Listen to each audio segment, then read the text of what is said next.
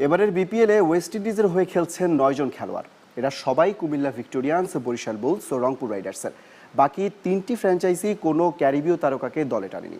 BPL season 3-তে Windies তারকাদের নিয়ে আরও জানাচ্ছেন নজরুল ইসলাম।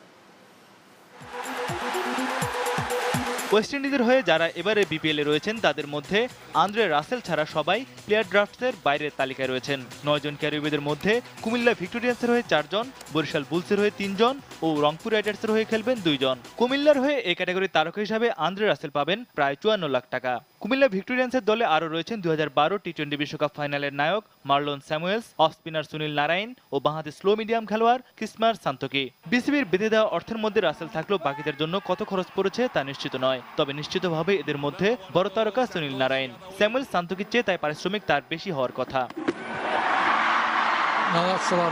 এদিকে বরিশাল বুলসের হয়ে 4-5টি ম্যাচ খেলার কথা হার্ড হিটার ক্রিস গেইলের। এর জন্য হয়তো বেশ খরচ করতে হচ্ছে বরিশাল ফ্র্যাঞ্চাইজিকে। এই দলে ক্যারিবি হিসেবে আরও রয়েছেন আইপিএল ও বিপিএল খেলা মিডিয়াম পেসার কেভন কুপার আইপিএলে আগে রাজস্থানের হয়ে আর বিপিএলে খেলেছেন চিটাগাং কিংসের হয়ে। গেইল দলে আসার আগে বরিশাল বুলসের হয়ে ওপেনিংয়ে থাকবেন এভিন লুইস।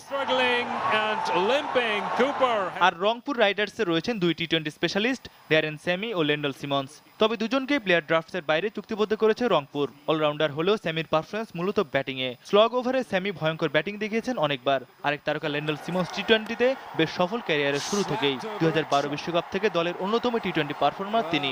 গত আইপিএলে চ্যাম্পিয়ন মুম্বাই ইন্ডিয়ান্সের হয়েও দুর্দান্ত ব্যাটিং করেছেন ওপেনিংয়ে।